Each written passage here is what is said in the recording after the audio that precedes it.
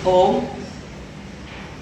आज हम विश्व योग दिवस 2025 के संदर्भ में परिचर्चा करेंगे।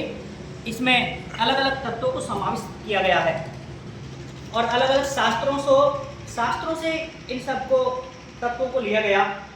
जैसे कि प्रार्थना ऋग्वेद से ली है। संगच्छद्वम सम्मदद्वम संभो मानसी जानताम देव भावम यथा पूर्वे संजानाना उपासते। अगला तत्व है सदिलज, चालन क्रियाएं, शिथिलकरण का अभ्यास, यानी कि ये माइक्रो एक्सरसाइजेज है स्टैंडिंग पोजीशन में। तो ये लिए हठ तत्व कौमुदी से। अगला तत्व है खड़े होकर करने वाले आसनों में, जिसे ताड़ासन के नाम से जाना जाता है। यह ताड़ासन योगाचार्य नाथ मुनि का योग रहस्य और स्वामी शिवानंद योग सूत्र व्याख्या से लिया है और श्री कौस्तुभ से लिया गया है। अगला तत्व है वृक्षासन। वृक्षासन को महर्षि घेरंड ने इसको डिजाइन किया है और घेरंड संहिता से इसको लिया है। दूसरा बृहद योग सोपान से भी इस आसन को लिया है, यानी कि इस आसन को वहां भी देखा गया है। हठ योग संहिता और योग मार्ग प्रतीक में भी इस आसन को इंडिकेट किया गया है। अगला है पाद हस्तासन। पाद हस्तासन में नाथ मुनि योग रहस्य से और श्री योग कौस्तुभ से इसको लिया गया है। अर्ध चक्रासन। पारंपरिक चक्रासनों के अनेक प्रकार हैं और उन आसनों में से इस अर्ध चक्रासन को लिया गया है। फिर है त्रिकोणासन। अभी ये स्टैंडिंग पोजीशन के आसन चल रहे हैं।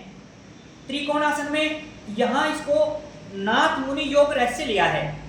अगला आसन है भद्रासन, जिसको हठ प्रदीपिका से लिया गया है। अगला आसन है, यानी कि जो भद्रासन है, ये अब सिटिंग पोस्चर के आसन आ गए हैं। बैठकर किए जाने वाले आसनों में से सबसे पहला आसन विश्व योग दिवस प्रोटोकॉल में है, तो वह भद्रासन। नेक्स्ट है वज्रासन, जिसे वीरासन के नाम से भी जाना जाता है। इसे घेरंड संहिता से लिया है। ये हठयोग संहिता में भी है और ये नारद पुराण के अंदर भी है। अब है अर्ध उष्ट्रासन। अर्ध उष्ट्रासन जो कि घेरंड संहिता से लिया है और यह आसन श्री योग कौस्तुभ योग सूत्र और नागोजी भट्टवृत्ति के अंदर भी अर्ध उष्ट्रासन को बताया गया है। अगला है शस्कासन, जिसे घेरंड संहिता से लिया। महर्षि घेरंड का बड़ा भारी योगदान है विश्व योग दिवस प्रोटोकॉल को डिजाइन कराने में। तो महर्षि घेरंड ने घेरंड संहिता में शस्कासन को बताया गया है और उसके बाद में घेरंड संहिता के बाद में हठ योग संहिता, नारद पुराण, हठ रत्नावली, योग मार्ग प्रदीपिका, हठ योग संहिता, योग बीज, योग शिखोपनिषद से शस्कासन को लिया है। अगला है उत्तान मंडूकासन। उत्तान मंडूकासन ये भी घेरंड संहिता में है, हठ योग संहिता में है, श्री योग कौस्तुभ में है, बृहद योग सोपान में है। अगला है मरीच्यासन या वक्रासन। यह मत्स्येंद्रासन का सहज रूप है, हठ प्रदीपिका में भी है और ये स्वामी कुवलानंद जी की पुस्तक में भी इसे उल्लेखित किया गया है। अगला आसन है मकरासन, जो कि जयपुर केंद्रीय संग्रहालय के में हस्त अवस्था के कुछ भेद हैं और वहां से मकरासन को लिया है। अब आता है अगला भुजंगासन, जो कि फिर महर्षि घेरंड का योगदान यहां पर आ गया। महर्षि घेरंड संहिता में इसको बताते हैं भुजंगासन के बारे में और योग सूत्र में किरण टीका, हठ योग संहिता, श्री योग कौस्तुभ, योग मार्ग प्रदीपिका, नाथ मुनि योग रहस्य, जयपुर केंद्रीय संग्रहालय में भी भुजंगासन है। अगला आसन है शलभासन। इसे भी घेरंड संहिता से लिया है, बृहद योग सोपान से लिया है, यानी हठ योग संहिता में भी है और योग मार्ग प्रदीप के अंदर भी शलभासन है। अगला है सेतु बंधासन, जो कि नाथ मुनि योग रहस्य है और अगला आसन है उत्तान पादासन, जो कि श्री योग कौस्तुभ से है।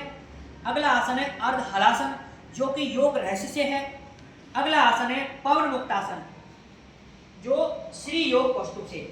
ये अभी जो आसनों का जो पवन मुक्तासन का जो सफर है, ये यहाँ पर पूरा हो गया। अब आते हैं अपन लास्ट का जो शवासन बचा है, और वो शवासन का बड़ा भारी रोल है योग के अंदर, यानी कि ये योग निद्रा, शवासन, ये कई सारे नाम दिए हैं।